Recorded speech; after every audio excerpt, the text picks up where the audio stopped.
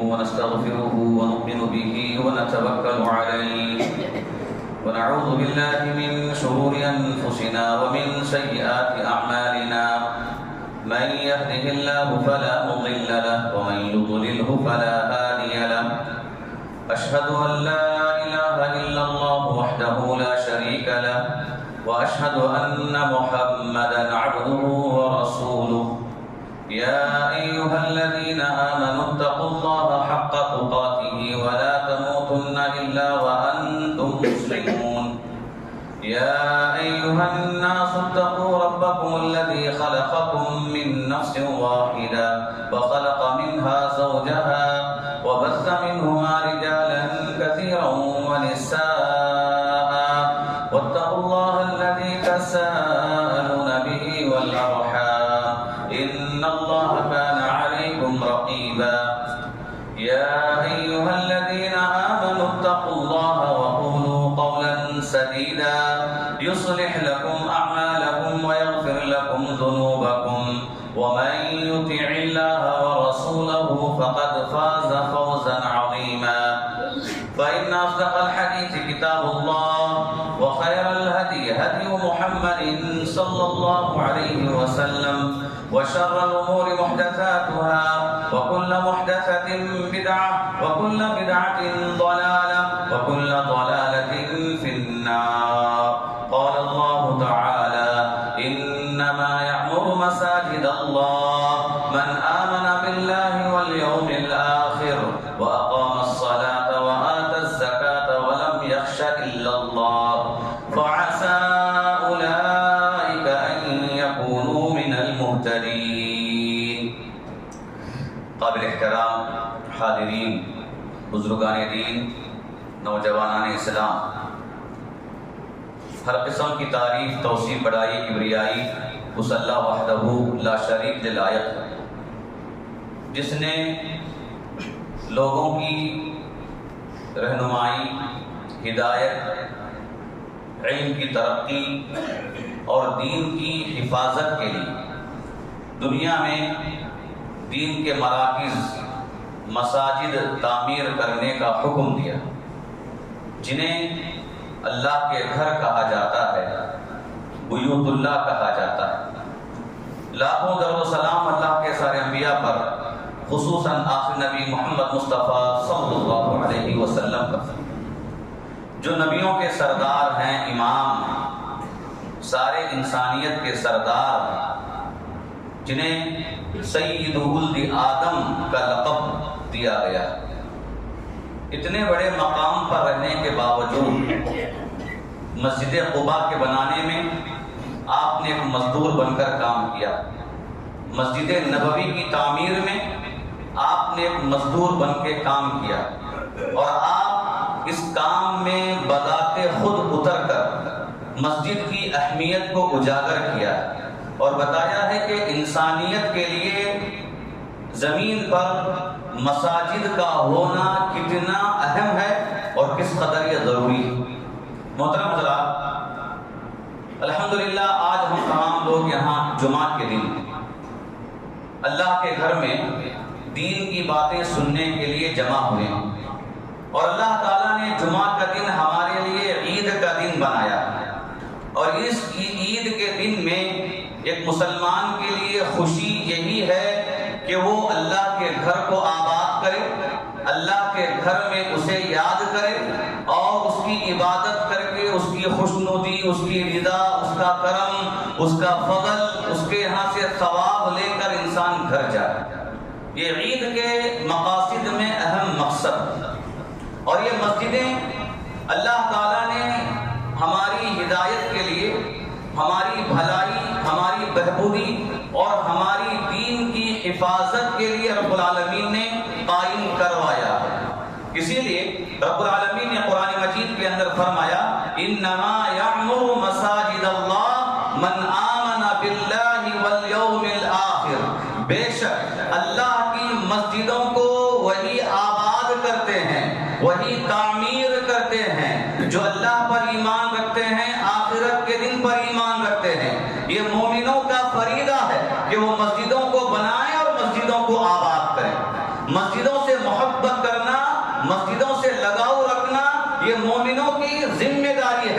اور آباد کرنے والے کون ہیں اور آباد کرنے کا کیا مطلب ہے؟ رب العالمین نے فرمایا وَأَقَامَ الصَّلَاةَ وَآتَى الزَّكَاةَ وَلَمْ يَخْشَ إِلَّا اللَّهَ، کہ جو نماز قائم کرتے ہیں یہ مسجدوں کو آباد کرنے والے ہیں، اور جو زکوٰۃ دیتے ہیں یعنی مسجد میں آنے کے بعد ایک انسان کو معلوم ہوتا ہے کہ ہمارے محلے کا غریب کون ہے، ہمارے معاشرے کا مجبور انسان کون ہے، کہ مسلمانوں میں کون تکلیف میں ہے، دنیاوی طور پر کس کے کیا مسائل ہیں، ان سارے لوگوں کی جانکاری حاصل کر کے اللہ کے دیے ہوئے مال کو ان تک پہنچاتا ہے، پوچھنے سے پہلے، مانگنے سے پہلے، اپنی مجبوری ذکر کرنے سے پہلے وہ اللہ کے دیے ہوئے مال کو زکوٰۃ کی شکل میں عطا کرتا ہے۔ یہ لوگ مسجدوں کو آباد کرنے والے ہیں۔ اور آگے فرمایا وَلَمْ يَخْشَ إِلَّا اللَّهَ، اللہ کے گھروں کو آباد کرنے والے صرف اللہ سے ڈرتے ہیں، دنیا سے نہیں ڈرتے، مال سے نہیں ڈرتے، مال کی کمی کا خوف نہیں ہوتا، تجارت کے گھاٹے کا خوف نہیں ہوتا، دکانیں بند کر دیں گے مسجدوں کو آباد کریں گے، اپنے کام کاج کو چھوڑ دیں گے مسجدوں کو آباد کریں گے، اس لیے کہ ان کے دل میں ڈر ہے تو صرف اللہ کا ہے، گاہک کا ڈر نہیں ہے، کاروباری کا ڈر نہیں ہے، دکانداری کا ڈر نہیں ہے، دنیا کے جانے کا ڈر نہیں ہے، فقر و فاقہ کا ڈر نہیں ہے، بلکہ زندگی کا کوئی خوف ان کے دل میں نہیں ہے۔ اگر ڈر ہے تو صرف اور صرف اللہ کا ڈر ہے۔ وَلَمْ يَخْشَ إِلَّا اللَّهَ، اللہ کے علاوہ کسی سے نہیں ڈرتے۔ فَعَسَىٰ أُولَٰئِكَ أَن يَكُونُوا مِنَ الْمُهْتَدِينَ، رب العالمین نے فرمایا یقیناً ایسے ہی لوگ ہدایت یافتہ ہیں، اللہ کی جانب سے رہنمائی پانے والے لوگ ہیں۔ اس آیت کریمہ میں اللہ تعالیٰ نے مسجدوں کو آباد کرنے کی ترغیب دلائی ہے اور مسجدوں کو آباد کرنے والوں کا بھی ذکر کیا ہے۔ رب العالمین نے مسجدوں کو آباد کرنے کے لیے جو لفظ استعمال کیا ہے اس لفظ کا معنی ہے انما یعمر، کہ جو مسجدوں کو تعمیر کرتے ہیں، عمارت بناتے ہیں۔ تو عمارت بنانے میں، تعمیر کرنے میں دو طرح کے عمل ہیں، ایک تو ہے مسجدوں کو بنانا، جہاں مسجد نہیں ہے وہاں مسجدوں کو بنانا، یہ مسجد تعمیر کرنے میں شامل ہے۔ یہ حصی تعمیر ہے جسے انسان اپنے آنکھ سے، اپنے جسم سے، اپنے مال سے محسوس کرتا ہے، اور یہ مسجدوں کو بنانے کا کام یہ نبیوں کی سنت ہے۔ اللہ تعالیٰ نے قرآن مجید کے اندر ابراہیم و اسماعیل علیہ السلام کا ذکر کرتے ہوئے فرمایا وَإِذْ يَرْفَعُ إِبْرَاهِيمُ الْقَوَاعِدَ مِنَ الْبَيْتِ وَإِسْمَاعِيلُ رَبَّنَا تَقَبَّلْ مِنَّا إِنَّكَ أَنْتَ السَّمِيعُ الْعَلِيمُ۔ یاد کرو اس واقعے کو جب ابراہیم علیہ السلام کعبۃ اللہ کی دیواریں بلند کر رہے تھے، ان کے ساتھ اسماعیل علیہ السلام بھی کعبۃ اللہ کی دیواریں بلند کر رہے تھے، اور ساتھ میں کہہ رہے تھے اے ہمارے پروردگار یہ ہمارا چھوٹا سا عمل ہے، اسے تو قبول کر لینا، ربنا تقبل منا انک انت السمیع العلیم، تو سننے والا ہے اور جاننے والا۔ اور یہی عمل پھر ابراہیم علیہ السلام کے ساتھ مل کر اسحاق علیہ السلام نے بیت المقدس کے بنانے میں کیا، وہاں جا کر بیت المقدس کو تعمیر کیا گیا، مسجد اقصیٰ کو تعمیر کیا گیا، اور یہ نبیوں کی سنت میں شامل ہے کہ ہجرت کے موقع پر جب آپ صلی اللہ علیہ وسلم قباء کے علاقے میں پہنچے وہاں پر آپ نے مسجد تعمیر کی، اور جب مدینہ داخل ہوئے وہاں آنے کے بعد بھی آپ نے سب سے پہلا کام مسجد بنانے کا کام آپ نے کیا ہے۔ اور صرف اتنا ہی نہیں بلکہ آپ نے صحابہ سے کہا کہ اے صحابہ اپنے محلوں میں مسجدوں کو بناؤ، مسجدوں کو تعمیر کرواؤ۔ کیوں؟ یہ مسجدیں ہدایت کا ذریعہ ہیں، یہ مسجدیں دین کی بقا کا ذریعہ ہیں، یہ مسجدیں بچوں کی تربیت کا ذریعہ ہیں، یہ مسجدیں اللہ کی عبادت کا ذریعہ ہے۔ اس سے انسان کا دین محفوظ، انسان کا ایمان محفوظ، انسان کے گھرانے اور خاندان قبیلے والے سب کے سب محفوظ ہو جاتے ہیں۔ یہی وجہ ہے کہ خود اللہ کے رسول صلی اللہ علیہ وسلم نے مسجد نبوی کے بازو میں متصل اپنی بیویوں کے گھر بنائے، اپنے خاندان والوں کے گھر بنائے، تاکہ مسجد کے قریب میں گھر ہو تو اب سارے گھر والوں کی اس سے تربیت ہو جائے، دین کی اصلاح ہو جائے۔ اور آپ نے صحابہ کو بھی اسی بات کی تعلیم دی، کہا کہ تم جہاں ہو وہیں رہو، اگر تمہارے یہاں مسجد ہے تو مسجد کے پاس تم رہو، مسجدوں کو آباد۔ یہ اللہ کے رسول صلی اللہ علیہ وسلم کی سنت، بلکہ اللہ تعالیٰ نے بھی مسجدیں بنانے کا اصل مقصد اسی اعتبار سے ذکر کیا ہے، اور فرمایا ان اول بیت وضع للناس للذی ببکۃ مبارکا وہدی للعالمین، زمین میں لوگوں کے لیے جو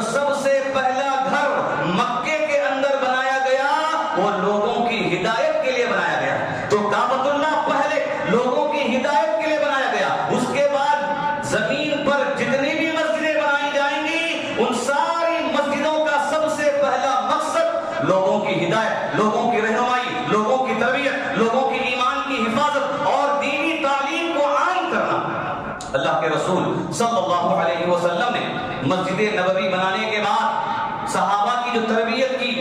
ہر ناحیے سے ہر میدان میں صحابہ کی تربیت مسجد کے اندر ہوا کرتی تھی۔ تو گویا کہ اس زمانے میں یہ مسجد ایک یونیورسٹی تھی، ایک مدرسہ تھا اور ایک ہسپتال تھا، ایک مسافر خانہ تھا۔ جو بھی انسان آتے سب کو مسجد میں رہنے کی جگہ دی جاتی، مسلمان تو مسلمان، غیر مسلموں کے لیے بھی مسجدوں کے دروازے کھول دیے جاتے۔ کتنے ایسے واقعات ہیں، اگر ہم دیکھیں قرآن مجید کو تو ہمیں بات معلوم ہوتی ہے کہ سورہ آل عمران جس کے ابتدائی تقریباً 80 پر 3 آیات تک اللہ تعالیٰ نے نجران سے آنے والے عیسائیوں کے وفد سے متعلق آیتیں نازل کیا ہے، اور اس میں یہ بات ثابت ہے کہ یہ وفد مسجد کے اندر تھا، آپ صلی اللہ علیہ وسلم سے علم حاصل کرتا، آپ سے بحث کرتا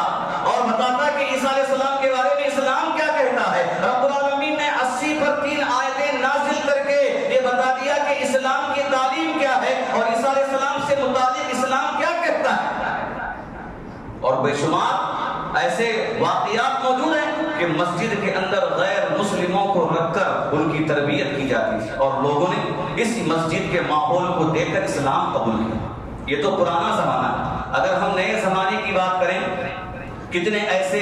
نو مسلم ہیں جنہوں نے اسلام قبول کیا ہے تو اسی مسجد کو دیکھ کر اسلام قبول کیا، مسجد کے امن کو دیکھ کر، اس کے سکون کو دیکھ کر، اور اس میں جو ایک جہدی کے ساتھ، اتحاد کے ساتھ جو نماز کا عمل ہوتا ہے، غریب، مالدار، اچھے کپڑے والا، پرانے کپڑے والا، مزدور اور بڑے عہدے پر رہنے والا، سب کے سب جب ایک صف میں ایک کے بازو ایک ٹہر کر جب نماز ادا کرتے ہیں، صرف ایک امام کے کہنے پر رکوع میں، ایک امام کے کہنے پر سجدے میں، سب کے سب برابر چلے جاتے ہیں۔ اس عمل کو دیکھ کر کتنے لوگ اسلام قبول کیے ہیں۔ یقیناً یہ مسجد کی اہمیت پر واضح دلیل ہے کہ مسجد کا اثر دوسروں پر ہوتا ہے، لیکن ہم مسلمان ہیں کہ ہمارے اندر اس کی کوئی قدر و قیمت نہیں۔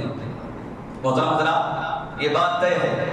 یہ رب العالمین کا قانون ہے اور اللہ کے رسول صلی اللہ علیہ وسلم نے بھی اسی بات کی تعلیم دی ہے کہ مسجدیں جب تک ہیں اس وقت تک مسلمانوں کا دین باقی ہے، مسلمانوں کا ایمان باقی ہے، اور اللہ تعالیٰ نے دین اور ایمان کی بقا کے لیے اس جمعہ کے خطبے کو مشروع کیا ہے تاکہ اس کے ذریعے مسلمانوں کے ایمان میں تازگی ہوتی رہے اور مسلمانوں کے اندر جو شیطانی وساوس اور شیطان کی جانب سے جو سستی اور کاہلی پیدا ہوتی ہے اس کا خاتمہ ہو جائے۔ اگر کہیں کوئی کمی انسان دیکھتا ہے تو جمعہ کے خطبے کے ذریعے اپنی اصلاح کر لے، پھر دوبارہ وہ اپنے اندر دینداری کو پیدا کرے۔ یہ بہترین ذریعہ ہے مساجد دین کی حفاظت کا۔ اسی کو دشمن نے محسوس کیا۔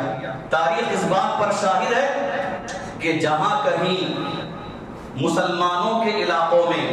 عیسائیوں نے جب قبضہ کیا یا وہاں ان کا غلبہ ہو گیا، عیسائیوں کی حکومت قائم ہو گئی، تو وہاں ہر جگہ پر عیسائیوں نے سب سے پہلے مسجدوں پر نگاہ دی، مسجدوں کو ختم کرنے کی کوشش کی۔ کتابوں کے اندر تاریخ میں یہ واقعات موجود ہیں، آپ جا کر دیکھ لیں۔ یقیناً اسپین کا واقعہ علامہ اقبال رحمہ اللہ نے اپنے اشعار میں بڑے دردمندانہ انداز میں کہا ہے کہ کس قدر وہاں مسلمانوں کا غلبہ تھا، لیکن جب مسلمانوں نے اپنے دین کو چھوڑ دیا، اپنے ایمان کو چھوڑ دیا، دشمنوں کا جب تسلط ہوا تو دشمنوں نے سب سے پہلے مسجدوں پر نگاہ رکھی اور مسجدوں کو ختم کرنے کی کوشش کی، اس لیے کہ اسے بات محسوس ہو چکی تھی کہ مسلمانوں کے دین کی بقا انہی مساجد سے ہے، مسلمانوں کے ایمان کی بقا انہی مساجد سے ہے۔ محترم حضرات، ایک تو مسجد تعمیر کرنا بڑے ہی ثواب کا کام ہے۔ اللہ کے رسول صلی اللہ علیہ وسلم نے حدیث میں ارشاد فرمایا، من بنا للہ مسجدا بنا اللہ لہ بیتا فی الجنہ، اگر کوئی اللہ کی خاطر مسجد کو بناتا ہے تو اللہ تعالیٰ جنت میں اس کے لیے اس سے بہتر گھر وہاں پر اسے بنا کر دے گا۔ یہ بہت بڑا انعام ہے۔ تو مسجد کے آباد کرنے میں یہ پہلا مسئلہ ہے کہ حصی طور پر مسجدوں کو بنایا جائے، اور دوسرا حصہ ہے مسجدوں سے محبت کی جائے، نمازوں کی پابندی کی جائے، مسجد کے اندر قرآن مجید کی تلاوت کی جائے، مسجد کے اندر مکاتب کا اہتمام کیا جائے، مسجد کے اندر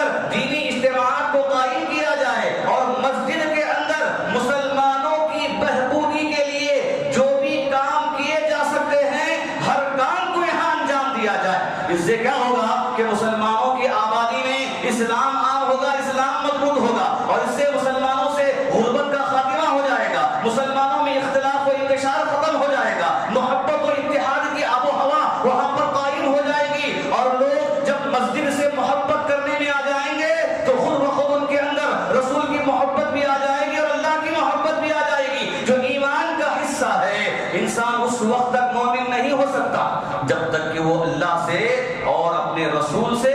دنیا کی ہر چیز سے بڑھ کر، اپنی جان سے بڑھ کر، والدین سے بڑھ کر، اولاد سے بڑھ کر محبت نہ کرے۔ اور یہ محبت انسان کے اندر کیسے آئے گی؟ یہ مسجد سے محبت کرنے سے آئے گی۔ اسی لیے اللہ کے رسول صلی اللہ علیہ وسلم نے حدیث کے اندر ارشاد فرمایا وَرَجُلٌ قَلْبُهُ مُعَلَّقٌ فِي الْمَسَاجِدِ، 7 خوش نصیب لوگوں میں ایک انسان وہ بھی ہے جنہیں اللہ تعالیٰ کل قیامت کے دن کی گرمی سے بچائے گا، وہ انسان جس کا دل مسجد سے لگا رہے۔ کیا مطلب ہے دل کا مسجد سے لگنے کا؟ علماء نے اس کی مختلف تفسیریں کی ہیں۔ شروحات میں علماء نے کہا کہ مسجد سے دل لگانے کا مطلب یہ ہے کہ جیسے ہی اذان ہو جائے انسان اپنے کام کاج کو چھوڑ کر مسجد کی طرف چل جائے، مسجد کی طرف اپنا رخ کر لے، دنیا کے کاموں کو چھوڑ لے اور مسجد کی طرف اپنے پیروں کو بڑھا لے۔ یہ مسجد سے محبت کرنے اور مسجد سے دل لگانے کی واضح دلیل ہے، اور یہی عمل اللہ کے رسول صلی اللہ علیہ وسلم کا تھا۔ عائشہ رضی اللہ تعالی عنہا بیان کرتی ہیں اذا سمع اللہ اکبر قام من مجلسنا كأننا لا نعرفه ولا يعرفنا۔ عائشہ رضی اللہ تعالی عنہا کی روایت ہے، کہتی ہیں کہ آپ صلی اللہ علیہ وسلم گھر میں ہوتے، ایک عام انسان کی طرح کام کاج کرتے، اپنے کپڑے سی لیتے، اپنے جوتے سی لیتے، ایک عام انسان جیسے کام کرتا ہے ویسے کام کر لیتے، لیکن جیسے ہی اللہ اکبر کی آواز سنتے تو گھر سے ایسے نکل جاتے گویا کہ وہ ہمیں نہیں پہچانتے ہیں اور ہم انہیں نہیں پہچانتے ہیں، اجنبی ہیں، وہ اجنبی ہیں ہمارے گھر میں، اپنے ہی گھر میں وہ اجنبی ہیں، ایسے گھر سے باہر نکل جاتے گویا کہ ہمارا ان کا کوئی تعلق بھی نہیں ہے، سارے کام کاج کچھ چھوڑ کر وہاں سے نکل جاتے ہیں۔ ذرا بتاؤ کہ آخر کیا ہمارے اندر یہ جذبہ ہے؟ کیا ہمارے اندر اللہ کے رسول کی محبت اور آپ کی سنت پر عمل کرنے کا احساس ہے کہ اللہ کے نبی ہیں جن کے سارے اگلے پچھلے گناہ معاف کر دیے گئے ہیں، یہ اللہ کے نبی ہیں، رب العالمین نے انہیں جنت میں سب سے اعلیٰ مقام، فضیلہ، وسیلہ دینے کا وعدہ کیا ہے، مقام محمود دینے کا وعدہ کیا ہے، لیکن اس کے باوجود نبی کا یہ طرز عمل ہے، یہ طریقہ ہے اذا سمع اللہ اکبر قام من مجلسنا، جیسے ہی اللہ اکبر سنتے ہمارے مجلس سے اٹھ جاتے، ایسا اٹھتے گویا کہ وہ ہمیں نہیں پہچانتے ہیں اور ہم انہیں نہیں پہچانتے ہیں۔ یقیناً یہ مسجد سے محبت کرنے کی واضح دلیل۔ اور بعض علماء نے کہا مسجد میں دل لگانے کا مطلب یہ ہے جیسے ہی اذان ہو، نماز کا وقت آ جائے، انسان تکبیر تحریمہ کے ساتھ، جماعت کے ساتھ نماز کی پابندی کرے، یہ مسجد سے محبت کرنے کی علامت ہے۔ اللہ اکبر۔ محترم حضرات، اس مسئلے میں بھی نہ میں اس میں پختہ ہونا، آپ اس میں پختہ ہیں،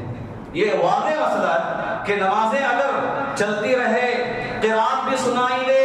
اس کے باوجود ہمارے دل میں احساس نہیں ہوتا کہ مجھے مسجد جانا، رکعتیں ہو رہی ہیں، 1 رکعت ہو گئی، 2 رکعت ہو گئی، لیکن بہت سارے لوگ اس گمان میں رہتے ہیں کہ ابھی امام تشہد میں رہے گا، سلام پھیرنے کا وقت باقی ہے، جا کر میں اس میں مل جاؤں تو مجھے نماز کا ثواب مل جائے گا، انتظار کرتے ہیں۔ یہ بات یاد رکھیے، یہ طریقہ شیطان کا طریقہ ہے، جسے تصویف کہتے ہیں عربی زبان میں، کہ ابھی وقت ہے، ابھی وقت ہے، یہ کہنا، یہ تصور رکھنا شیطان کا کھیل ہے۔ حدیث میں اللہ کے رسول صلی اللہ علیہ وسلم نے فجر کی نماز کے حوالے سے اس بات کی وضاحت کی کہ جیسے ہی اذان ہوتی ہے بندہ اٹھنا چاہتا ہے، شیطان کہتا ہے کہ ابھی وقت ہے، سو جاؤ، ابھی وقت ہے، سو جاؤ۔ جیسے ہی وقت جاتا رہے گا، پھر انسان اٹھنا چاہے تو شیطان ابھی سلا دیتا ہے، ابھی وقت ہے، کافی وقت ہے۔ بلکہ حدیث کے اندر کہا گیا کہ جب انسان نماز پڑھے بغیر ایسے ہی سونے میں رہ جائے تو شیطان انسان کے کان میں پیشاب کر کے اس کی نیند کو اور میٹھی کر دیتا ہے، تاکہ اسے یہ احساس ہی نہ ہو کہ مجھے نماز کو جانا۔ یہ شیطان کا فعل ہے، وسوسہ پیدا کرنا، وقت طویل ہونے کا خیال ڈالنا، تصویف کی کیفیت پیدا کرنا ایک مسلمانوں کی ذمہ داری ہے۔ اس بات کو محسوس کریں کہ نماز انسان پر فرض ہے، کسی بھی صورت میں معاف نہیں ہے، نہ بیماری کی حالت میں، نہ مجبوری کی حالت میں، نہ کاروبار کی حالت میں۔ انسان جس حالت میں بھی ہو، ہر حالت میں نماز فرض ہے۔ اگر پانی استعمال نہیں کر سکتا، تیمم کر کے ہی صحیح اسے نماز پڑھنا ہے، کسی بھی صورت میں نماز معاف نہیں۔ کتنے ایسے واقعات ہمیں ملتے ہیں، اس میں سب سے بڑا واقعہ اللہ کے رسول صلی اللہ علیہ وسلم کا واقعہ ہے۔ محترم حضرات، ہم کئی مرتبہ سنتے ہیں آپ کے آخری مراحل کے افعال کو، اعمال کو، جب آپ وفات سے قبل سخت بخار میں بیمار ہو گئے اور اس قدر آپ کا مرض بڑھتا گیا کہ آپ کو چلنے تک کی طاقت نہیں۔ مغرب کی نماز آپ پڑھا دیے، عشاء کی نماز کا وقت ہو رہا ہے کہ صحابہ انتظار کر رہے ہیں اور کہہ رہے ہیں کہ اے اللہ کے نبی، بچوں کے سونے کا وقت ہو گیا ہے، عورتوں کے سونے کا وقت ہو گیا، لیکن آپ کے اندر طاقت نہیں ہے کہ اٹھ کے نماز پڑھا سکیں۔ پانی آپ نے منگایا، پانی اپنے بدن پر ڈالا، اٹھنا چاہے اٹھ نہیں سکے، طاقت اتنی نہیں ہو رہی۔ 3 مرتبہ یہ کام عام عمل ہو گیا۔ بعد میں کہا کہ جاؤ ابو بکر سے کہو کہ وہ نماز پڑھا ہے۔ 3 دن گزرے، آپ مسجد نہیں گئے، اتنی تکلیف آپ کو ہوئی مسجد نہ جانے کی کہ بعد میں عباس رضی اللہ تعالیٰ عنہ اور علی رضی اللہ تعالیٰ عنہ کو بلایا، دونوں کے کاندھوں پر ہاتھ رکھ کر آپ سہارے سے مسجد کے اندر گئے۔ علی رضی اللہ تعالیٰ عنہ کہتے ہیں کہ جب آپ صلی اللہ علیہ وسلم جا رہے تھے آپ کے پیر میں اتنی طاقت نہیں تھی کہ اٹھا کر رکھ سکیں، گویا کہ ایک پیر آپ رگڑ کر ہی چل رہے تھے۔ اللہ، ایسے وقت میں آپ گئے وہاں پر نماز پڑھائیں۔ ہمیشہ آپ اسی فکر میں ہوتے تھے کیا لوگوں نے نماز پڑھ لی، کیا لوگوں نے نماز ادا کر لی، بلکہ جس حدیث کے اندر یہ واقعہ بتایا گیا ہے کہ پیر کے دن چاش کے وقت میں آپ صلی اللہ علیہ وسلم نے اللہ کے فرشتے کی پکار کا جواب دے دیا، لبیک کہہ دیا اور آپ کی روح پرواز کر گئی۔ اس وقت بھی یہ بات لکھی گئی کہ صبح کی نماز کو آپ نے پردہ اٹھا کر دیکھا کہ لوگ نماز پڑھ رہے ہیں، اس کیفیت کو دیکھ کر خوش ہو گئے، مسکرائے، اور اسی وقت چاش کے وقت میں آپ کی وفات ہو گئی۔ اللہ کے رسول کی خوشی کس میں تھی؟ امت کے نماز پڑھنے، امت کے دین میں مضبوط رہنے میں، مسجدوں کو آباد کرنے میں، مسجدوں سے محبت کرنے میں۔ لیکن ہم بھی ایک امت ہیں جو دعویٰ بہت کرتے ہیں، اختلافات بہت کرتے ہیں، لڑائی جھگڑے پر آ جائے وہاں پر ہم سے بڑا کوئی نہیں ہوگا، لیکن جب نماز کی بات ہو، مسجدوں سے محبت کرنے کی بات ہو اور مسجدوں میں دل لگانے کی بات ہو، اللہ رحم فرمائے، ہم مسلمانوں میں یہ چیز بہت کم پائی جاتی۔ محترم حضرات، مسجدوں کو آباد کرنا یقیناً یہ ثواب کے اعتبار سے بہت ہی عظیم ثواب، اتنا عظیم ثواب ہے کہ انسان مسجد آنے اور یہاں سے جانے تک ہمیشہ اللہ کی نگہبانی میں، نگرانی میں، اللہ کے یہاں ثواب حاصل کرتے ہوئے انسان اپنے وقت کو صرف کرتا ہے۔ یہ مسجدیں اللہ کے نزدیک بڑے پسندیدہ اور محبوب جگہ ہیں۔ اللہ کے رسول صلی اللہ علیہ وسلم نے فرمایا، احب البلاد الی اللہ مساجدها، اللہ کے نزدیک سب سے پسندیدہ جگہیں مسجدیں ہیں۔ وَأَبْغَضُ الْبِلَادِ إِلَى اللَّهِ أَسْوَاقُهَا، اور اللہ کے نزدیک سب سے ناپسندیدہ جگہیں زمین کے بازار ہیں، جہاں پر انسان بیوپار میں جھوٹ بولتا ہے، خیانت کرتا ہے، دھوکہ دیتا ہے، چغلخوری کرتا ہے، غیبت کرتا ہے، نگاہوں کے گناہ کرتا ہے، ہاتھ اور پیر سے گناہ کر لیتا ہے، انسان بہت سارے گناہوں کا وہاں ارتکاب کرتا ہے۔ تو گویا کہ یہ بازار اللہ کے نزدیک پسندیدہ نہیں ہے جب انسان وہاں گناہوں میں مبتلا ہو جائے، اور یہ مسجدیں اللہ کے نزدیک بڑا پسندیدہ جگہ احادیث کے اندر بتایا گیا۔ اور اسی قدر ایک اور حدیث میں اللہ کے رسول صلی اللہ علیہ وسلم نے مسجدوں کو آباد کرنے والے نیک بندوں کی فضیلت میں یہ کہا، من توضأ فی بیتہ فاحسن الوضوء ثم اتى المسجد فهو زائر اللہ وحق علی المزور ان یکرم الزائر۔ یہ طبرانی کی حدیث ہے، امام البانی رحمہ اللہ نے اسے حسن قرار دیا۔ حدیث کا معنی کیا ہے؟ حدیث کا معنی یہ ہے، اگر کوئی آدمی اپنے گھر میں وضو کر کے، اچھی طرح وضو کر کے مسجد کو آتا ہے، تو اپنے گھر میں اچھی طرح وضو کر کے مسجد کو آنے والا یہ اللہ کا مہمان ہے، یہ اللہ کا مہمان ہے،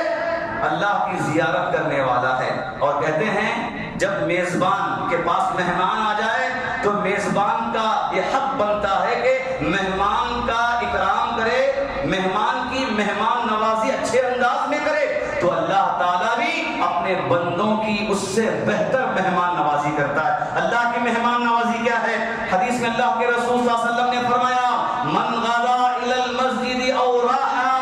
کلما غدا او راحا، کہ بندہ صبح میں مسجد کو آتا ہے، شام میں مسجد کو آتا ہے، جب بھی وہ مسجد کو آئے صبح میں شام میں ہر مرتبہ اس کے لیے جنت میں دسترخوان تیار کیا جاتا ہے، وہ جنت کا مہمان، اللہ تعالیٰ جنت کی نعمتوں سے اس کا استقبال کرتا ہے۔ تو گویا کہ جنت اور اس کی نعمتیں مسجد کو آنے والوں کا انتظار کر رہی ہیں، یہاں آنے والے اپنی جنت کو حاصل کر لیں اور اس کی نعمتوں سے مستفید ہو جائیں۔ محترم حضرات، یہ مسجدیں بڑی ہی عظیم جگہ کا نام ہے، بندہ یہاں آتا ہے تو اللہ کی ضمانت میں رہتا ہے، اللہ کی امانت میں رہتا ہے۔ حدیث میں اللہ کے رسول نے فرمایا ثلاثۃ کلهم ضامن علی اللہ عز وجل، کہ 3 طرح کے لوگ اللہ کی ضمانت میں رہیں گے، اللہ کی امانت میں رہیں گے۔ تو اس میں سے ایک آدمی کا ذکر کرتے ہیں، فرمایا ورجل راح الى المسجد فهو ضامن على الله حتى يتوفاه فيدخله الجنة او يرده بما نال من اجر وغنیمة۔ ایک وہ آدمی جو مسجد کو آتا ہے تو مسجد کو آنے والا اللہ کی ضمانت میں ہے، آنے کے بعد نماز پڑھ لیا، نماز پڑھنے کے فوری بعد اگر اس کا انتقال ہو گیا تو وہ جنت میں جائے گا، جنت میں جائے گا۔ اگر اس کا انتقال نہیں ہوا، نماز پڑھ کے گھر چلا گیا تو اللہ تعالیٰ اسے ثواب کے ساتھ گھر بھیجے گا، غنیمت کے ساتھ اللہ تعالیٰ اسے گھر بھیجے گا۔ تو گویا کہ مسجد کو آنے والا، مسجد کو آباد کرنے والا یہ اللہ کی ضمانت میں رہتا ہے۔ محترم حضرات، مسجد کو انسان آئے، یہاں آنے کے بعد نفل نمازیں، سنت نمازیں، قرآن کی تلاوت میں نماز کا انتظار کرتے ہوئے بیٹھا رہے، جب تک وہ بیٹھے گا اس وقت تک اسے ثواب ہی ثواب، گناہوں کی معافی کا پروانہ اور اس سے بڑھ کر فرشتوں کی دعا اس انسان کو حاصل ہوتی ہے جو نماز میں انتظار کرتے ہوئے مسجد کے اندر بیٹھتا ہے۔ حدیث کے اندر آپ صلی اللہ علیہ وسلم نے کہا کہ ابن عمر رضی اللہ تعالیٰ عنہما راوی ہیں، صلینا مع رسول اللہ صلی اللہ علیہ وسلم المغرب فرجع من رجع وعقب من عقب فجاء رسول اللہ صلی اللہ علیہ وسلم مسرعا قد حفظه النفس وقد حسر عن ركبته فقال ابشروا هذا ربكم قد فتح بابا من ابواب السماء يباهي بكم الملائكة يقول انظروا الى عبادي قد قضوا فريضة وهم ينتظرون اخرى۔ ابن عمر رضی اللہ تعالیٰ عنہ کہتے ہیں کہ آپ صلی اللہ علیہ وسلم نے ہمیں مغرب کی نماز پڑھائی، مغرب کی نماز پڑھنے کے بعد جنہیں جانا تھا وہ چلے گئے، جنہیں مسجد کے اندر بیٹھنا تھا وہ مسجد کے اندر ہی بیٹھے رہے عشاء کی نماز کا انتظار کرتے ہوئے۔ تو پھر آپ صلی اللہ علیہ وسلم جا کر آئے تیزی کے ساتھ، ایسا تیزی کے ساتھ آئے کہ آپ کی سانس پھول رہی تھی، سانس پھول رہی تھی کہ آواز آپ کی زبان سے نہیں نکل رہا، سانس پھول رہی تھی، اور اس سانس کے پھولنے کے وقت میں آپ گھٹنوں کے بل بیٹھے اور کہا کہ لوگوں خوش ہو جاؤ، یہ تمہارا رب ہے، اس نے ابھی آسمان کا ایک دروازہ کھول دیا، آسمان کا ایک دروازہ کھول دیا اور وہ فرشتوں کے سامنے تمہارے بارے میں فخریہ کلمات استعمال کر، یباہی بکم الملائکہ، کہ فرشتوں کے سامنے تمہاری تعریف اللہ تعالیٰ کر رہا ہے۔ کیا کر رہا ہے؟ انظروا عبادی، دیکھو ان میرے بندوں کو دیکھو، قد قضوا فریضۃ، ایک فرض نماز انہوں نے ادا کر دیا، وہم ینتظرون اخری، اور دوسرے فرض نماز کا انتظار کر رہے ہیں۔ مسجد کے اندر بیٹھنا ایک اس قدر عظمت والا کام ہے کہ اللہ تعالیٰ فرشتوں کے سامنے ان لوگوں کی تعریف کر رہا ہے، کہہ رہا ہے کہ بندے دیکھو کس قدر اللہ سے محبت کرتے ہیں، اللہ کے گھر سے محبت کرتے ہیں اور دین سے محبت کرنے کا یہ معاملہ۔ محترم حضرات، آج کے اس دور میں یقیناً مسلمانوں کو، ہم تمام کو مسجدوں سے محبت کرنے کی ضرورت ہے اور اس کی عظمت کو پہچاننے کی ضرورت ہے۔ یقیناً یہ مسجدیں ہی ہیں جن کے ذریعے ہم اپنی اصلاح کر سکتے ہیں، اپنے بچوں کی اصلاح کر سکتے ہیں، اپنے دین کی حفاظت کر سکتے ہیں، اپنے بچوں کو دیندار بنا سکتے ہیں۔ لیکن ماجرا آج ہمارے یہاں پر مسجدوں کو لے کر بڑا مختلف ہو گیا، بڑا مختلف ہو گیا۔ بعض ایسے لوگ ہیں جہاں مسجدوں کے اندر نمازوں کی پابندی لیکن دینی حلقات، دینی اجتماعات یا دین کو عام کرنے کے کام چاہے مکاتب کی شکل میں ہو، چاہے نوجوانوں کی تربیت کے لیے کسی کورس کے انتظام کرنے کا مسئلہ ہو، اس مسجد سے جو فوائد ایک امت کے سامنے رکھنا ہے، مسلمانوں کے سامنے رکھنا ہے، اس میں یقیناً بہت سارے مساجد کے ذمہ دار اس میں قاصر دکھائی دیتے ہیں، کم دکھائی دیتے ہیں۔ چاہیے کہ ذمہ داری لینے کے بعد اس ذمہ داری کا پورا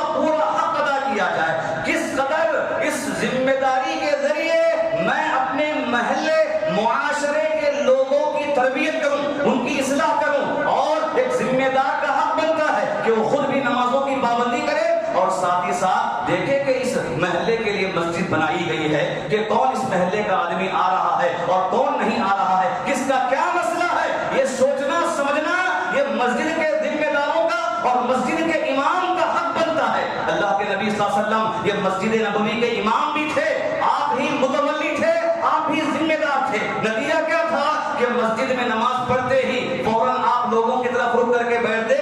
اور دیکھتے کہ کون آیا کہ کون نہیں آیا۔ معلوم ہوتا کہ فلاں آدمی نہیں آئے، فلاں صحابی نہیں آئے، تو سوال کرتے کہ کیا بات ہے کہ فلاں صحابی دکھائی نہیں دے رہے، کیا کوئی مسئلہ ہو گیا، کہ بیمار ہیں؟ معلوم ہوتا کہ بیمار ہیں تو عیادت کے لیے چلے جاتے۔ اگر معلوم ہوتا کہ کوئی مسئلہ ہے ان کے مسئلے کو حل کرنے کی کوشش کرتے۔ اگر معلوم ہوتا کہ ان کی وفات ہو گئی ہے تو ان کی زیارت کرنے چلے جاتے۔ یہ اللہ کے نبی کی سنت ہے، اور آپ نے ہمیں تعلیم دی ہے کہ مسجد کا صحیح حق یہی ہے کہ مصلیوں کے بارے میں فکر مند رہے، نمازیوں کے بارے میں فکر مند رہے، اور کیسے لوگوں کو نماز کی طرف لائیں، ترغیب دلائیں، اور اس کے لیے کیا کچھ ہم کر سکتے ہیں ان سارے کاموں کو انجام دیں۔ محترم حضرات، آج ہم مسلمانوں میں مساجد کو لے کر ایک بہت بڑی کمی یہ ہے کہ ہر جگہ پر، ہر گاؤں کے اندر اور ہر جماعت کے اندر، صرف ایک جماعت کی بات نہیں، صرف ایک گاؤں کی بات نہیں، ہر گاؤں میں، ہر جماعت میں مساجد کو لے کر ایک بہت بڑا مسئلہ یہ ہے کہ سارے اختلافات کے مسائل مسجدوں میں، کمیٹیوں کے اختلافات ہیں، افراد کے اختلافات ہیں، خاندان قبیلے کی لڑائیاں مسجدوں میں ہوں گے، لوگوں کے مسائل مسجدوں میں ہوں گے، اور جس کی وجہ سے کیا ہوگا، نفرتیں بڑھیں گی، دشمنیاں بڑھیں گی۔ اگر کوئی کام کرنا چاہے کام کرنے نہیں دیں گے، خود بھی نہیں کریں گے، کسی کو کرنے بھی نہیں دیں گے، وہاں پر یہ امت مسلمہ خود بخود بچ جائے گی، متنفر ہو جائے گی۔ اور کتنے ایسے لوگوں کے بارے میں ہم نے جانا ہے کہ صرف اس بنا پر مسجد کو نہیں جاتے کہ وہاں کے لوگ، وہاں کے ذمہ دار صحیح نہیں، وہ ہمیشہ اختلاف کی جگہ، وہاں پر لڑائی جھگڑے کا مسئلہ ہے، وہاں ایک دوسرے سے محبت کی کوئی بات ہی نہیں ہوتی، اور کھینچا تانی اور ایک دوسرے کو نیچے گرانے کی فکر کرنا یہ آج بہت ہی زیادہ عام ہوتا جا رہا ہے۔ اگر ہم دوسرے الفاظ میں کہیں، یہ کہہ سکتے ہیں کہ ہم مسلمانوں نے مسجد کو سیاست کی جگہ بنا کر رکھ دیا،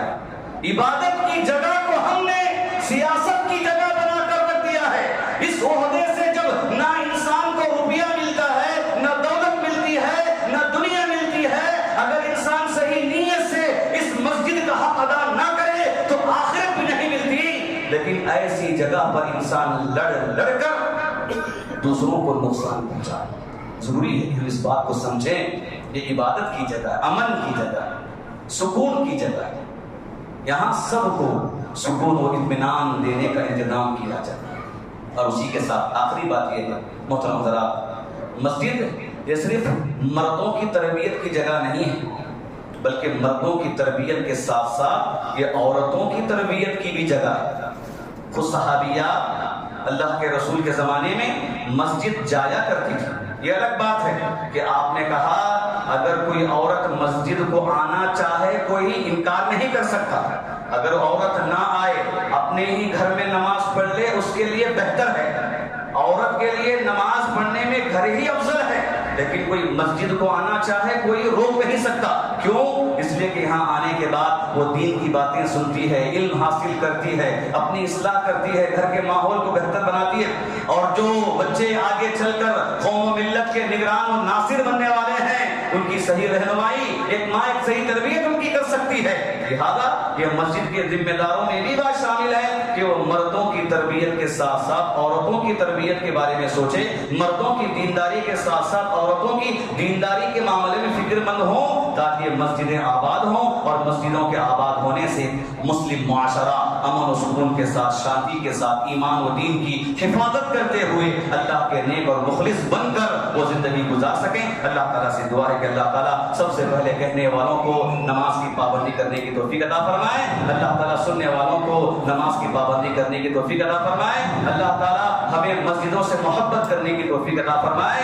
اللہ تعالیٰ مسجدوں میں سکون و اطمینان کے ساتھ اللہ کو یاد کرنے کی توفیق عطا فرمائے. اللہ تعالیٰ جو مسلمان احباب مسجدوں سے دور ہیں, نمازوں سے دور ہیں, اللہ تعالیٰ انہیں صحیح ہدایت سے مالا مال فرمائے. اللہ تعالیٰ جو ہمیں پریشان حال ہیں سب کی پریشانیوں کو دور فرمائے. اللہ جو مجبور ہیں اللہ ان کی مجبوری کو دور فرمائے. اللہ جو قرض میں ہیں انہیں قرض کی ادائیگی کا ذریعہ عطا فرمائے. اللہ تعالیٰ سارے ملک میں امن و امان اور شانتی عطا فرمائے. اللہ تعالیٰ مسلمانوں کو امن کے ساتھ عبادت کرنے کی توفیق عطا فرمائے. جو بیمار ہیں اللہ انہیں شفائے کاملہ عاجلہ عطا فرمائے. اللہ تعالیٰ جو نوجوان ہیں اللہ انہیں اپنی جوانی کا صحیح ادا کرنے کی توفیق عطا فرمائے. رب العالمین جو بچے پڑھنے والے ہیں اللہ انہیں نفع بخش علم سے آراستہ پیراستہ فرمائے. اللہ تعالیٰ خواتین اسلام کو اپنے اندر دینداری پیدا کرتے ہوئے گھر میں دینی ماحول قائم کرنے کی توفیق عطا فرمائے. آمین. بارك الله لنا ولكم في القرآن المجيد ورفعنا وإياكم بالآيات والذكر الحميد إنه تعالى جواد كريم ملك بر رؤوف رحيم ورب حليم.